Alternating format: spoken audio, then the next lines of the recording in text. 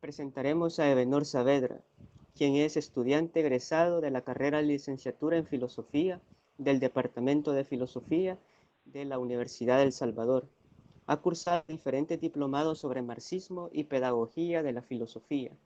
También ha participado como ponentes en congresos y conversatorios de filosofía y letras.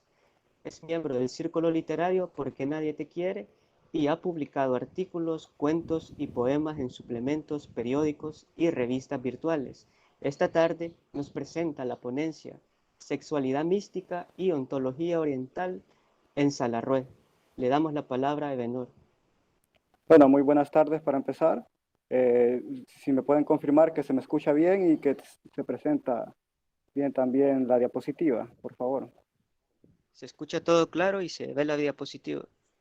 Bueno, gracias. En ese caso, bueno, gracias para empezar a los organizadores de este segundo Congreso de Filosofía y Letras. Eh, es un honor para mí estar aquí aportando un poquito eh, con grandes personalidades y también con otros compañeros que también hacen el esfuerzo y han sacado muy buenos resultados en sus investigaciones, en sus estudios. Eh, Decir que la presente ponencia es un resumen de un estudio un poco extenso que escribí sobre la novela Íngrimo, en donde debato algunas ideas, algunas tesis del doctor Rafael Lara Martínez, que es uno de los principales referentes en lo que respecta ahorita a la crítica literaria en torno a Salarrué. Lastimosamente aquí no me voy a referir a ninguna de las ideas del doctor Lara por cuestión de tiempo, solo referirlo a él, ¿no? Que es una obra importante de leer y, y aunque yo no me adscribo a sus métodos o ni comparto mucho sus conclusiones, pero de todas formas es muy rico debatir con las ideas que que ha estado proponiendo en los últimos años. Así que, sin más, comienzo. Sexualidad mística y ontología oriental en Salarrué.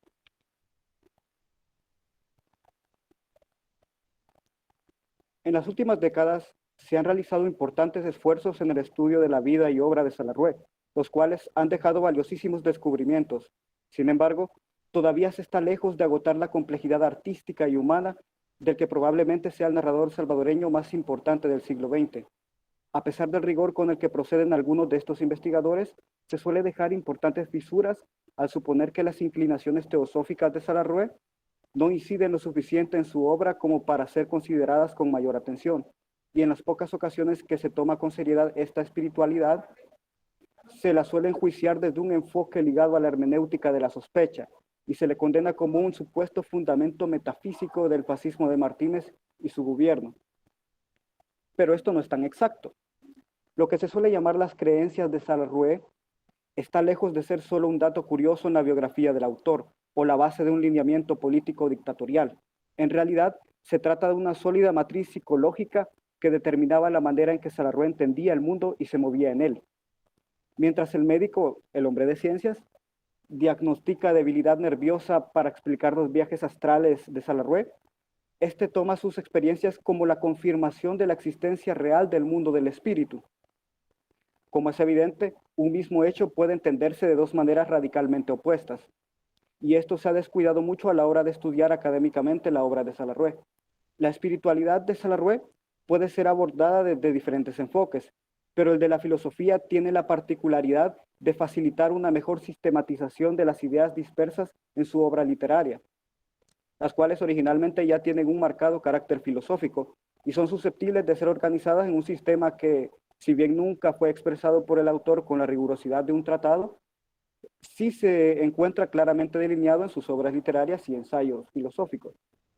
Dado que en esta oportunidad no es posible dar cuenta de toda la filosofía salarrueriana, me limitaré a exponer los resultados interpretativos del ejercicio de rastrear la intertextualidad en algunas de sus obras literarias, es decir, con qué escuelas filosóficas, autores, obras, tradiciones religiosas, etcétera, dialogan las obras de Salarrué.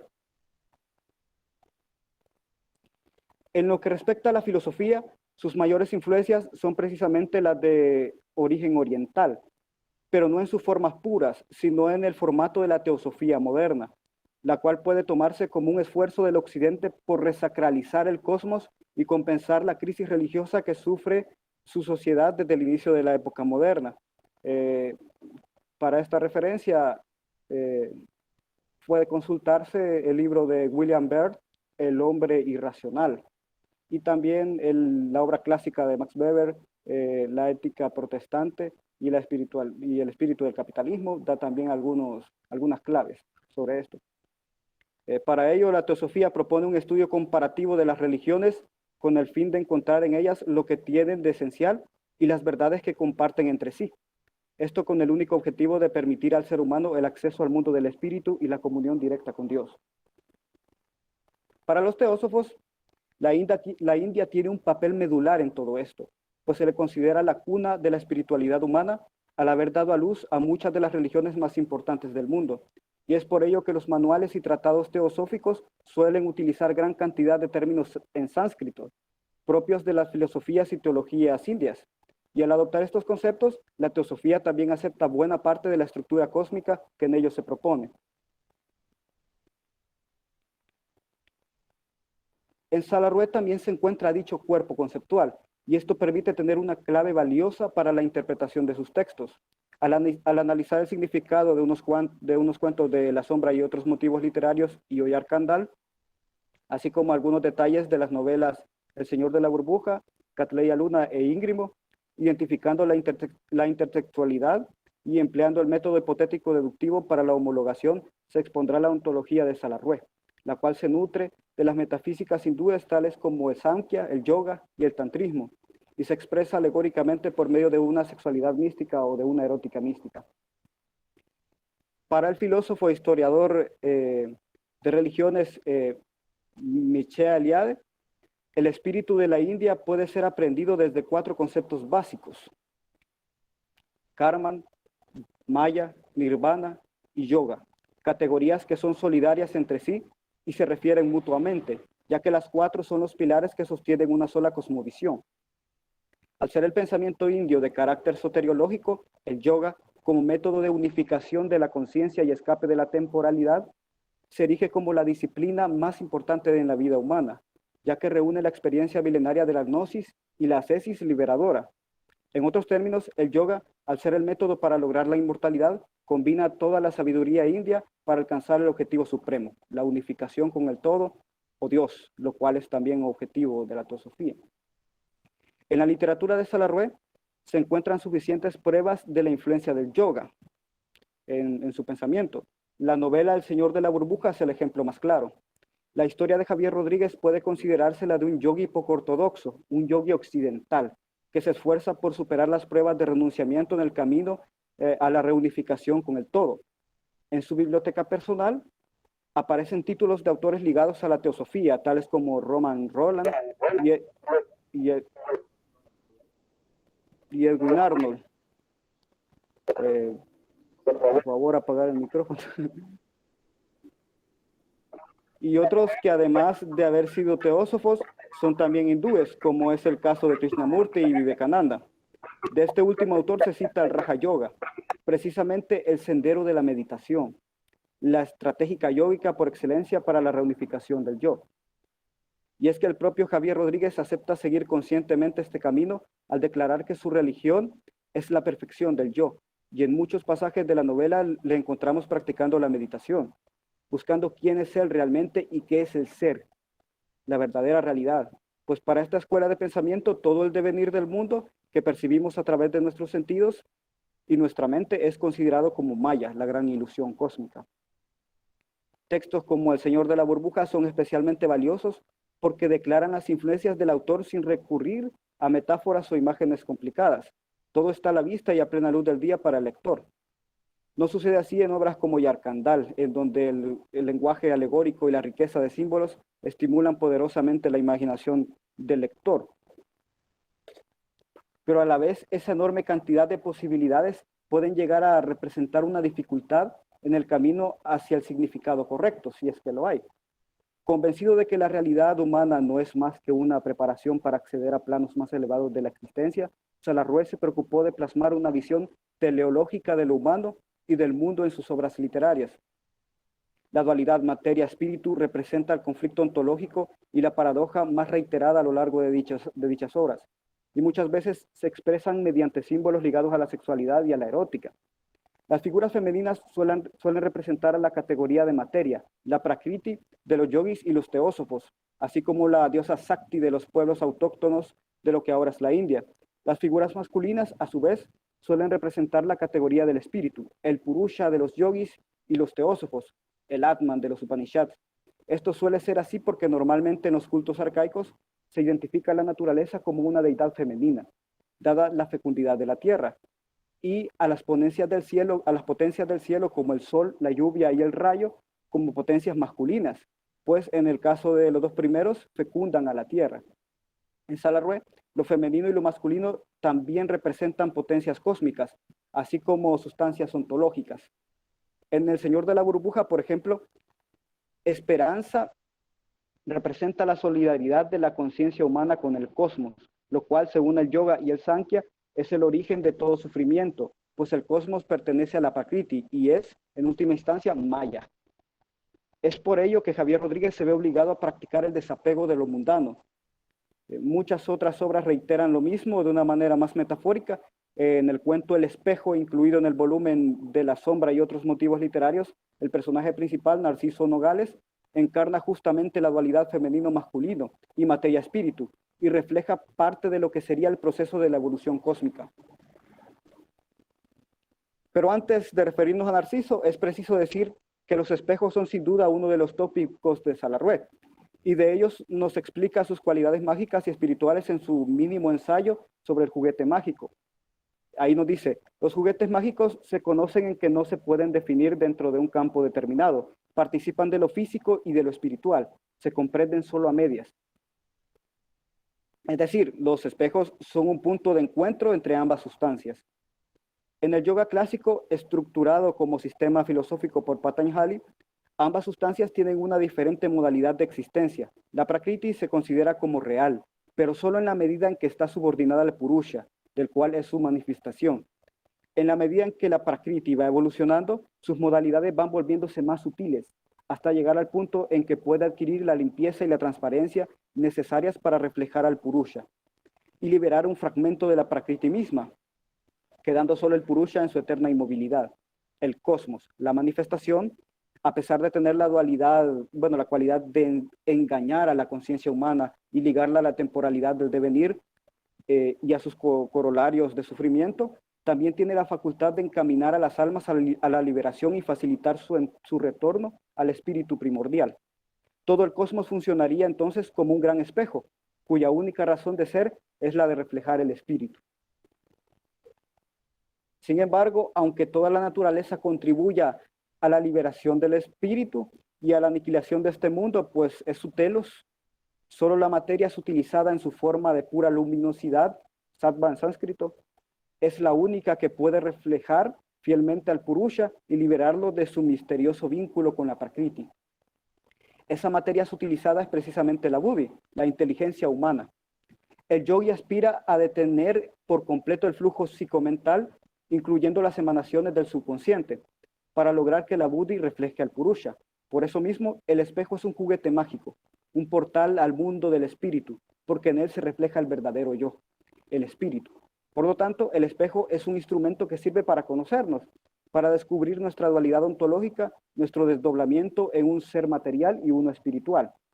De esta manera, el Narciso de Salarrué, que se contempla insistentemente en el espejo sin que en ello incida ninguna vanidad, es un símbolo del yogi que medita. Y de esto el mismo cuento nos da la clave cuando dice: lo que busca el poeta, el filósofo o el místico, y desde luego el niño, bien o mal inclinado al espejo, no es su persona, es su yo. Y este yo lo pone en mayúscula, su alma desconocida aunque sospechada. Efectivamente, aunque Narciso no logra una liberación definitiva, sí logra un primer vislumbramiento de su alma, lo que es igual a una iniciación en el camino del espíritu.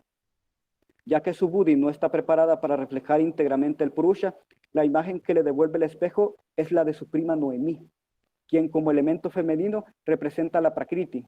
Así, el enlace amoroso que vemos al final de Narciso y Noemí, descrita por Salarrué al final del cuento, puede entenderse como, en palabras del mismo autor, la unión insospechada de dos seres y dos mundos interpolados en una sola realidad. Y realidad lo pone con mayúscula, inicial mayúscula. Es decir, la comprensión de la estructura del mundo, del misterio cósmico, la paradójica unión entre alma y espíritu. Lo que vive Narciso es una reunificación iniciática a nivel de conciencia. Y así, Renacido nos dice, él me amaba a mí porque yo soy todas las cosas.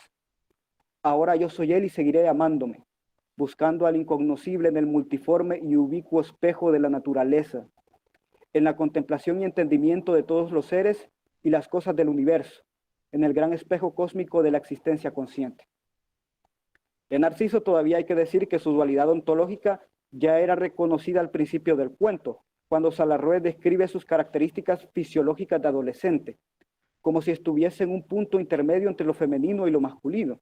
De su belleza dice que era infijable, un poco femenina a pesar de la incipiente virilidad. Y luego afirma que era como una doncella viril, ese estado natural de transición, el estado angélico. La misma idea aparece más claramente en El Señor de la Burbuja, cuando Javier Rodríguez se da cuenta que en la Tierra había para dos mundos, cual si hubiera sido el planeta de la transición. Los hombres estaban en el estado de transición entre la bestia y el ángel, el semidios. Así, la adolescencia sería el símbolo de la inmadurez evolutiva de la humanidad, en la que sus mejores cualidades apenas aparecen sugeridas, latentes. El símbolo de la humanidad perfeccionada la encontramos también en La sombra y otros motivos literarios, en el ensayo Sagitario en Géminis, y sería el centauro la criatura que logra subordinar la parte más brutal y animal, o sea, la prakriti, la parte material, ¿no? A su parte más elevada, el purusha, el mismo símbolo reiterado en Íngrimo, al identificar a la protagonista que también entra en la adolescencia con Sangamino, el santo centauro, y reaparece en Catleya Luna como la utopía humana en las conversaciones de Pedro Juan y Amber Mahogany. Al igual que Íngrimo y Narciso, Pedro Juan también busca la plenitud del ser a través de la reunificación de los contrarios femenino-masculino. Recordemos que en Conjeturas en la Penumbra, Salarrué explica que en el mundo manifestado es precisamente donde existe la polaridad, mientras en el espíritu todo es unidad imperturbable. Según el yoga, la abolición de los contrarios implica la destrucción de este mundo y la vuelta a la unidad primordial. En el tantrismo, la sexualidad, la erótica y el cuerpo humano en su integridad se convierten en instrumentos de la mística. La unión sexual se transforma en canto litúrgico. En el Maituna tántrico, la yogina, la mujer, se transmuta en la mujer prakriti, en encarnación de la Sakti, la diosa madre de los cultos arcaicos prearios. El yogi encarna a Shiva o a Buda, y entonces la unión sexual se transforma en un ritual por el cual la pareja humana se vuelve divina. Durante este acto sexual, el yogi procura la retención del semen, la suspensión del pensamiento y la detención de la respiración. Esto con un solo objetivo, el mismo que siempre ha permanecido en la religiosidad india, la abolición del tiempo. La ruptura temporal significa la liberación, la definitiva salida de la maya, el acceso a la eternidad. Según Eliade, en el tantrismo cualquier mujer pasa a ser la encarnación de la Sakti, la cual es homologable a Prakriti, así como Shiva lo es al Purusha. Selva Mahogany en Catleya Luna es precisamente la representante de Sakti, y el deseo que tiene Pedro Juan de penetrarla puede entenderse como el deseo de alcanzar el misterio de la creación y el ser. Lo que busca Pedro Juan, por lo tanto, no es la creación de la mujer perfecta, sino del ser perfecto, del andrógino originario. Y esto no es una mera suposición hecha en el aire, pues en la misma novela Salarrué se refiere a Selva por el nombre de Kali, uno de los muchos nombres arcaicos de Sakti, y además la llama Maya, Virgen María y Espíritu Santo. La Maya, como ya se ha dicho, es la gran ilusión de la Prakriti, y tanto la Virgen María y el Espíritu Santo representan las dos caras de la misma potencia genésica que en Carta a Claudia Lar sobre el misterio de la Navidad son homologados por Salarrué a Sakti y a Shiva, quienes sostienen la creación, la materia virgen y el espíritu que le da forma. como vemos, hay un sincretismo religioso y filosófico en Salarrué, lo cual es muy típico de los teósofos. Además, existe una razón específica por la que Pedro Juan llama Disculpa, selva. Ebenor, Sí, sí, sí. disculpa, te quedan Sí, 3 sí. minutos. Va, gracias. Voy a tratar de acelerar. Además, existe una razón específica por la que Pedro Juan llama selva a la mujer ideada como su propio complemento, y es que para los Goraknati, la selva es el símbolo del más allá, lo mismo que la mujer en el tantrismo es el pasaje al mundo del espíritu. Sin embargo, este misterio es impenetrable, por lo que Pedro Juan nunca logra consumar su pretensión con selva, una suerte que siguen también otros personajes de Salarrué, como Slick Bader, el rey Cedar y Ana Sidri, entre otros. ¿Y por qué no logran, por qué razón no lo logran? Porque el andrógino, la unión perfecta de los contrarios, no puede ser alcanzada en este plano. Y no hay magia que solucione este problema. Solo el reflejo del Purusha en la Buddhi puede salvar. En Oyarkandal, la diosa Chi es una homologación perfecta de Sakti. En el cuento Deidad se afirma que el culto a esta diosa simboliza la confluencia de lo divino con lo humano, la comunión de lo material y lo inmaterial. La mujer sacrificada en su honor es dividida en dos mitades longitudinales, las cuales son colocadas sobre un espejo circular para que semejen dos mujeres completas enfrentándose la una a la otra. El símbolo de la mujer dividida en dos reaparece en el milagro de Yaradina. Yaradina es precisamente la hija de Chi y es la mujer perfecta. Pero Chi juró no hacer jamás una cosa perfecta. Y es por ello que divide a su hija en dos mujeres distintas. Una que simboliza la polaridad del cuerpo, la Prakriti, y la otra la del espíritu, el Purusha. Lo que hace pensar también en los hermanos siameses de la espada y otras narraciones. Aunque el rey Cedar consigue que el alma de Yar penetre en el cuerpo de Adina, Chi no es derrotada en sus designios y la mujer perfecta no es alcanzada. O sea, ahí vemos lo que reitera Salarrué, que en este mundo, en este plano, no es posible llegar a la unidad completa. Estamos en el mundo manifiesto, la manifestación del espíritu, en el mundo material. En el cuento La tristeza de Uruzú-Nazar, nos enteramos que Yaradina se separa del rey Cedar por no poder darle hijos, pero es precisamente el rey el infecundo, pues no es capaz de alcanzar el misterio de la naturaleza por vía carnal, sino solamente por la vía de la inteligencia, de la Buddhi, cuando vemos que mediante un libro logra hacer un mejor gobierno. También es curioso observar que para llegar a Yaradina se deben atravesar 7 velos que bien pueden simbolizar los 7 planos de los que hablan los teósofos al referirse a la estructura del cosmos. Dichos planos son el físico, el emocional, el mental, el intuicional, el espiritual, el monádico y el divino. Así, Yaradina sería una vez más un símbolo de la Prakriti. Para terminar, vale la pena observar que en el cuento La misteriosa selva de Kaunishar reaparecen los mismos símbolos con una homologación cristiana. La selva nuevamente representa a Sakti, el río Suk a Shiva, Shintar al verbo, es decir, a Cristo, al hombre perfecto, y Kankosu al anticristo, al mal, al hombre fragmentado, nuevamente con su camino de 7 planos, que aspira a redimirse. En el cuento se lee lo siguiente: es indudable que todos veían por entonces en la misteriosa selva de Kisu algo tremendo, algo así como el sexo de la madre tierra, fecundada por Suk, que significa la sombra del sol, y de cuya cópula nacerá Shintara, el Mesías que representa al hombre total, al hijo de la tierra y de la luz, y del cual es negativo Kankosu. Lamentablemente es imposible seguir profundizando ahora en esta rica simbología mística, pero podemos concluir que ciertamente la obra de Salarrué está influenciada por el pensamiento filosófico y religioso indio. Disciplinas como el yoga no eran para el autor solo meras aficiones que nada tenían que ver con su trabajo artístico. Al contrario, se trata de un autor que se preocupa en plasmar sus concepciones filosóficas en su obra literaria, lo cual ya es una llave importante, imposible de ignorar, que nos puede dar el acceso a muchos de los misterios del Sagatara. Bueno, hasta ahí termino. Muchas gracias.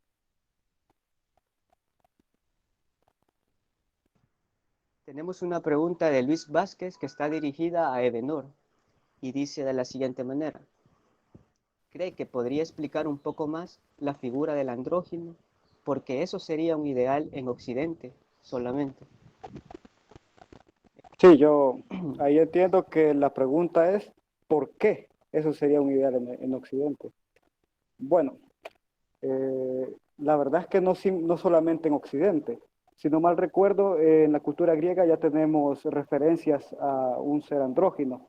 Y bueno, es un mito muy difundido y aunque no esté calcado de la misma manera en cada cultura alrededor del mundo, sí hay como equivalentes que pueden ser homologables a este mito del andrógino, o al menos como lo refiere la cultura india y por supuesto también Salarrué. Eh,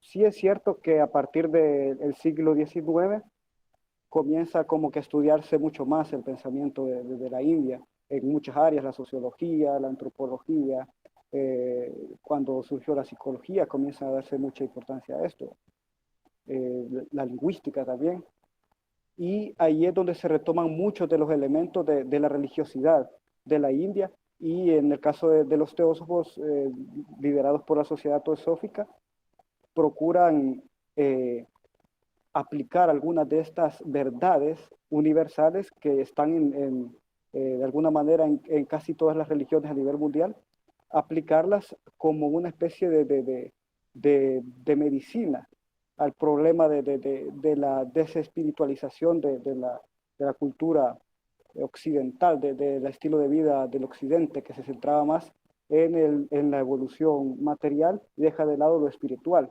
Igual como dice una cita de Vivekananda en el Raja Yoga, que no lo tengo, pero está en el Señor de la Burbuja. Prácticamente el andrógino lo que quiere decir es representar la dispersión de la unidad primordial. Lo femenino, lo masculino, que antes estaba reunido en una sola cosa, en una sola entidad, y se disgrega. Hubo un momento de ruptura. Normalmente los mitos tienen eso. Hay un punto de quiebre que marca un estado atemporal y una entrada a la temporalidad, a la historicidad. Entonces, en el caso del andrógino sería eso.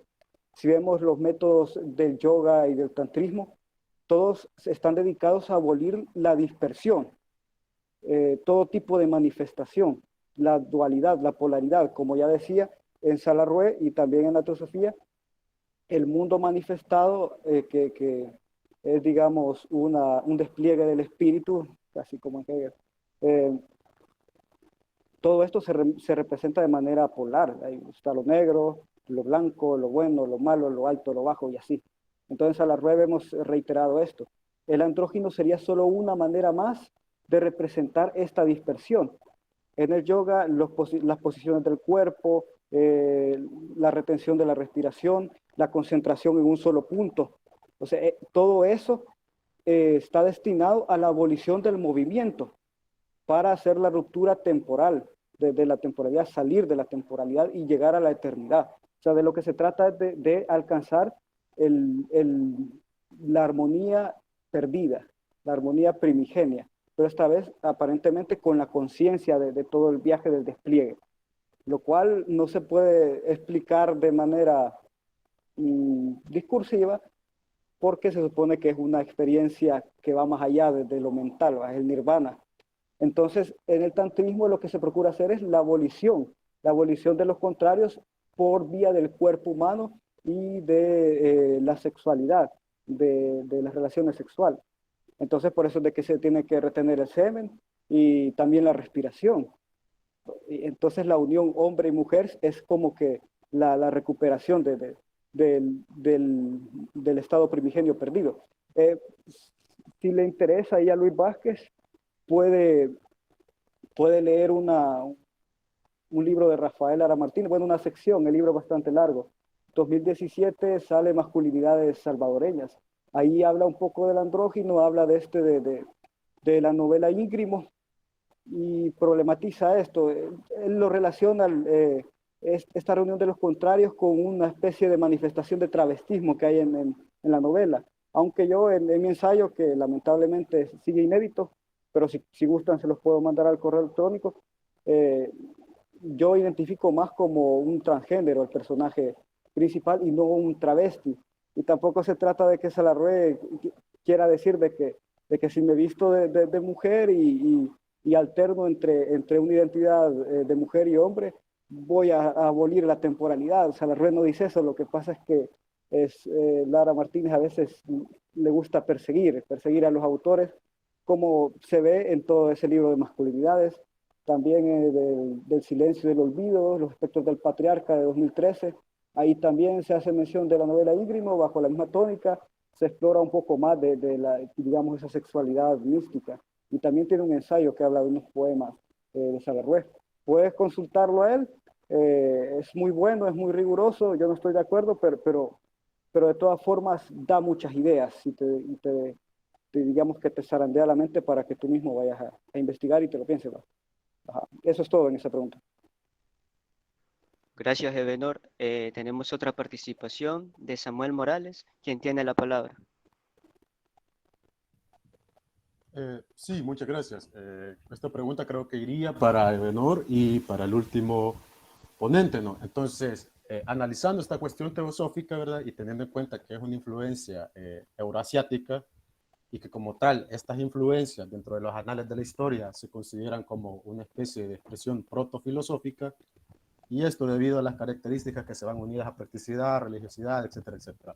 Entonces, lo teosófico como recepción, entre comillas, filosófica en Centroamérica, no será más bien un campo, digamos, abierto a la crítica en la medida que se puede contemplar de forma bien radicalizada el concepto de metafísica en estos conceptos, en estos idearios de la teosofía, pero obviamente en una metafísica antigua, ¿no? Entonces, por eso les pregunto, ¿no sería más bien un campo abierto para la crítica hacia la recepción de las ideas filosóficas en Centroamérica, que haya habido, digamos, un impulso hacia la recepción, por ejemplo, de la teosofía? No sé si me voy a entender. Sí, adelante, Ebenor. Bueno, también para que me corrijaba, yo te estoy entendiendo de que más o menos esto de la recepción de la teosofía sería como una crítica a las metafísicas antiguas, o más o menos por ahí va. Si me No, puedes corregir, sería por más favor. bien, no sería más bien un campo de crítica hacia la recepción centroamericana de las influencias de la filosofía occidental, en la medida de que, como lo he planteado, ¿verdad? Varios de las ideas de la teosofía se encuentran categorizadas dentro de la protofilosofía, ¿verdad? Ahora bien, muchas de estas ideas pueden categorizarse como metafísicas, pero sin embargo, dentro de una metafísica antigua, algo que es del siglo XVII, pues ya no es un modelo que se continúa. A eso iría un poco más mi pregunta. Sí, o sea, la crítica de esa recepción la podemos hacer nosotros, ¿no? Y es lo que en parte estamos haciendo. Lo que a mí me interesa o me interesaba con esta ponencia es más plasmar lo que pensaba Salarrué. Entonces, los teósofos y toda esta gente recuperan esas metafísicas que parecen desfasadas porque hay una como veneración al pasado, a las civilizaciones antiguas. Como que se mantiene la creencia de que entre más antiguo, más cercano está a la verdad revelada, porque eso no lo toqué, pero también es muy importante en este tipo de pensamientos, que la verdad ha sido revelada de alguna manera por alguna entidad superior y de ahí se toman. Si es necesario hacer esa crítica, es posible que no todo nos funcione ahora, ya esté superado en el plano de la filosofía occidental, pero también hay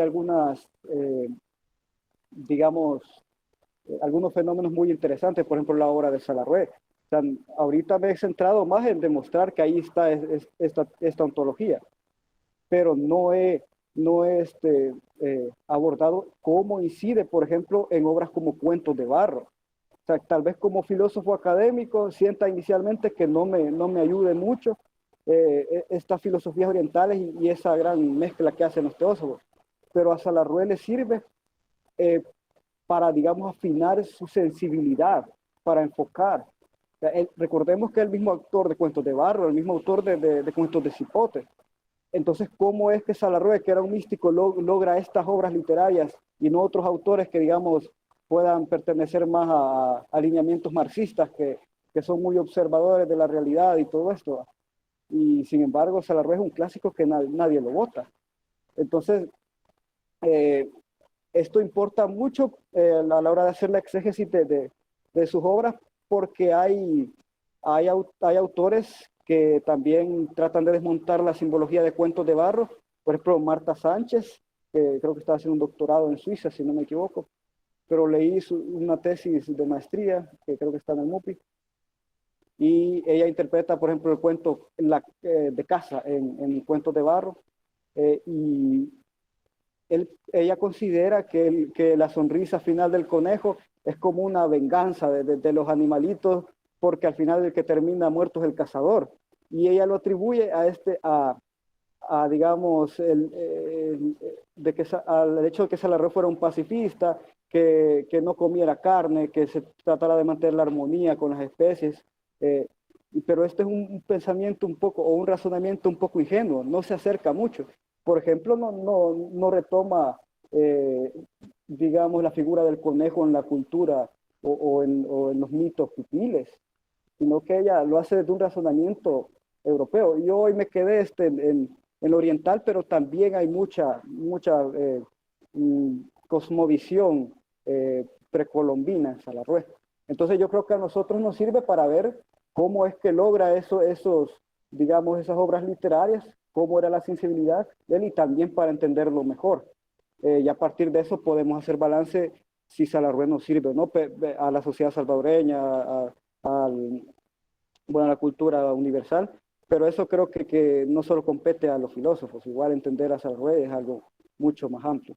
Así que, disculpa si no contesto toda tu pregunta, pero me voy a quedar hasta aquí. Ebenor dice, ¿se puede identificar estos elementos en toda la literatura de Salarrué o solo en algunas épocas específicas?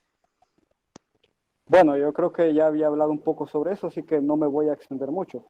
Pero sí voy a hacer referencia, porque quizás a veces uno que es apenas un novato en esto,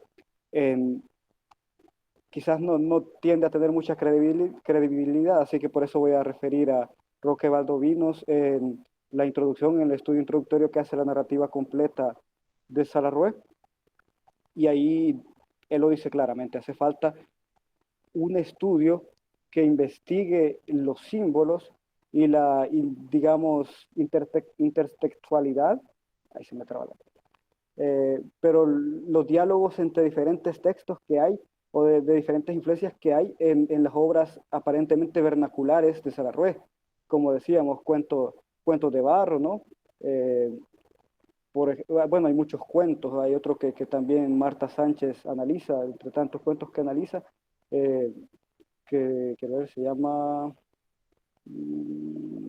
es el de la brusquita, el de la brusquita.